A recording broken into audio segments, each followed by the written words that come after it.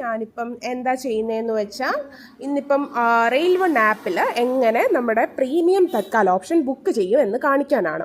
ഇപ്പം നമ്മൾ നോർമൽ തത്കാലിനെ കുറിച്ച് എല്ലാവർക്കും അറിയാം. നോർമൽ തത്കാൽ നമ്മൾ തലേന്നേ ബുക്ക് ചെയ്യുന്നു. അതുപോലെ പ്രീമിയം തത്കാൽ എന്നൊരു ഓപ്ഷനുണ്ട്. അപ്പം പ്രീമിയം ഓർ ഡൈനമിക് ഫെയർ എന്നാണ് നമ്മൾ ടിക്കറ്റിംഗ് എന്നാണ് നമ്മളിതിന് പറയുന്നത്.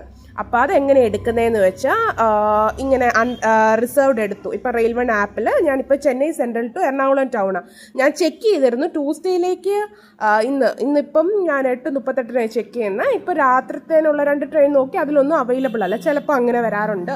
നമ്മൾ നേരത്തെ കറണ്ട് അവൈലബിലിറ്റി ഇല്ല. കറണ്ട് അവൈലബിലിറ്റിയില്ല. ടിക്കറ്റ് അതേ റേറ്റിന് തന്നെ നമുക്ക് നോർമൽ ഒരു സ്ലീപ്പറിനോ തേർഡ് എ സിക്കോ വരുന്ന റേറ്റിന് തന്നെ നമുക്കത് ബുക്ക് ചെയ്യാം. പക്ഷേ പ്രീമിയം തത്കാൽ വരുമ്പോൾ എങ്ങനെയാണെന്ന് വെച്ചാൽ ഈ ഡൈനമിക്ക ഈ ഡിമാൻഡ് അനുസരിച്ച് ഈ ടിക്കറ്റിൻ്റെ റേറ്റ് ഫ്ലക്ച്വേറ്റ് ചെയ്യും. അപ്പം എന്നാന്ന് വെച്ചാൽ ചിലപ്പം 3 ഇരട്ടി വരെ നമ്മൾ നോർമൽ കൊടുക്കുന്ന സ്ലീപ്പറിന് ഇപ്പം 430 ചിലപ്പോൾ അതിന് 1200 വരെ കൊടുക്കേണ്ടി വരും. അതാണ് ഒരു കാര്യം ഇതിലുള്ളത്. അപ്പം അതെങ്ങനെയാണ് ബുക്ക് ചെയ്യുന്നതെന്ന് കാണിക്കുക. ഇപ്പം MGR സെൻട്രൽ ടു ഇപ്പം ഇന്ന് ഞാൻ 18 ചെക്ക് ചെയ്തിരുന്നു, ഒന്നും ഇല്ല. അതുകൊണ്ട് ഞാൻ ഡയറക്റ്റ് ഇപ്പം ജനറൽ എടുത്തു. പ്രീമിയം തത്കാൽ എടുത്തു. എന്നിട്ട് 19 ഓഗസ്റ്റ് കൊടുത്തു. എന്നിട്ട് നാളത്തേനുള്ള ട്രെയിൻസ് നോക്കി. അപ്പം നാളത്തെ ട്രെയിൻ നോക്കിയപ്പോൾ എന്താണ്ട് ഇവിടെ ചെന്നൈ കണ്ടോ 12695 കിടപ്പുണ്ട് സ്ലീപ്പർ. അപ്പം അതെല്ലാം എന്നാ പറയുന്നത് 1040 ആണ് റേറ്റ് കിടക്കുന്നത്. പിന്നെ 2755 തേർഡ് AC അത് സ്ലീപ്പറിൻ്റെ കണ്ടോ 3 ഇരട്ടി. നോർമൽ 430 ആണ് ഉള്ളത്.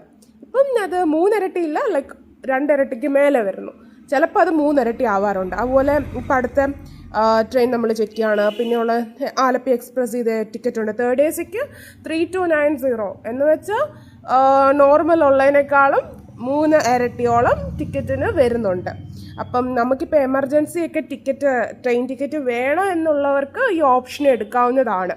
ടിക്കറ്റ് എങ്ങനെയും മതി എന്ന് ഉള്ള സിറ്റുവേഷൻസ് ചിലപ്പോൾ ഇതും മറ്റേ കറണ്ട് അവൈലബിലിറ്റി ചാർട്ട് പ്രിപ്പയർ ചെയ്ത് അതേ റേറ്റ് കിട്ടുവാണെങ്കിൽ, പക്ഷേ ഇത് നമ്മൾ എക്സ്ട്രാ പേ ചെയ്യേണ്ടി വരും. Thank you.